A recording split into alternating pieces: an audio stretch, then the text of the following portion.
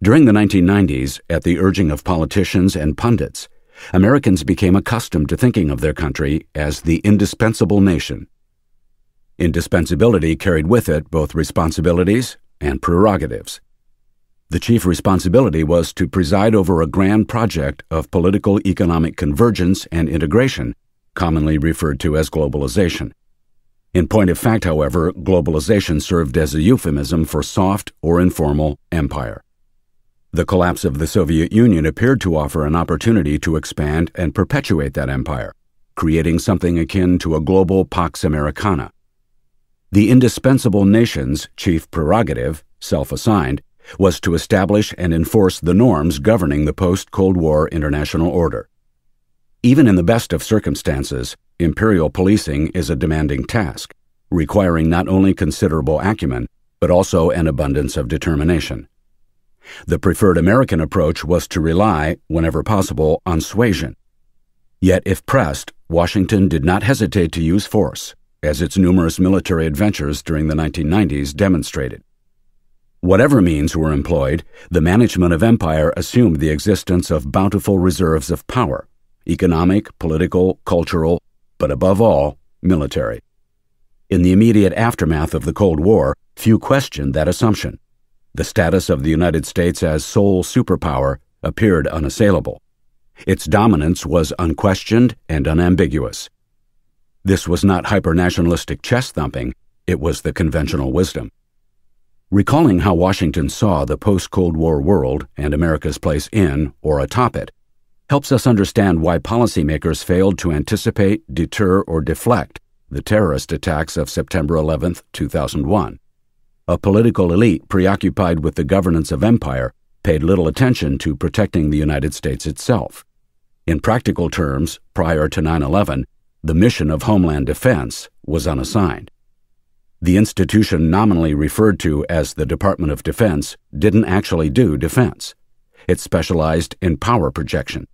In 2001, the Pentagon was prepared for any number of contingencies in the Balkans or Northeast Asia or the Persian Gulf. It was just not prepared to address threats to the nation's eastern seaboard. Well-trained and equipped U.S. forces stood ready to defend Seoul or Riyadh. Manhattan was left to fend for itself. Odd as they may seem, these priorities reflected a core principle of national security policy. When it came to defending vital American interests, asserting control over the imperial periphery took precedence over guarding the nation's own perimeter.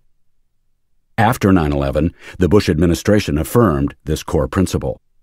Although it cobbled together a new agency to attend to homeland security, the administration also redoubled its efforts to shore up the Pax Americana and charged the Department of Defense with focusing on this task.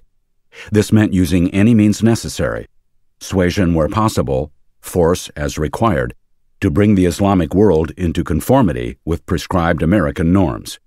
Rather than soft and consensual, the approach to imperial governance became harder and more coercive.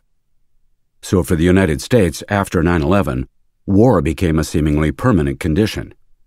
President George W. Bush and members of his administration outlined a campaign against terror that they suggested might last decades, if not longer. On the national political scene, few questioned that prospect. In the Pentagon, senior military officers spoke in terms of generational war lasting up to a century.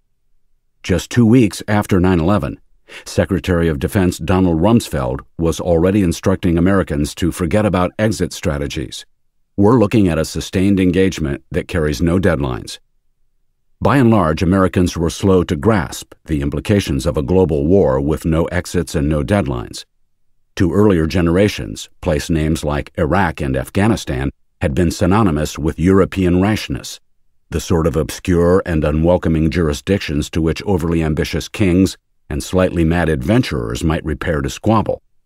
For the present generation, it has already become part of the natural order of things that GIs should be exerting themselves at great cost to pacify such far-off domains.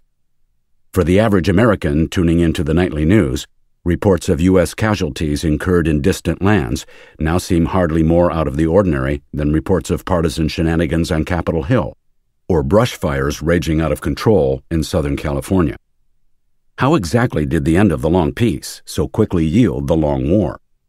Seeing themselves as a peaceful people, Americans remain wedded to the conviction that the conflicts in which they find themselves embroiled are not of their own making. The global war on terror is no exception.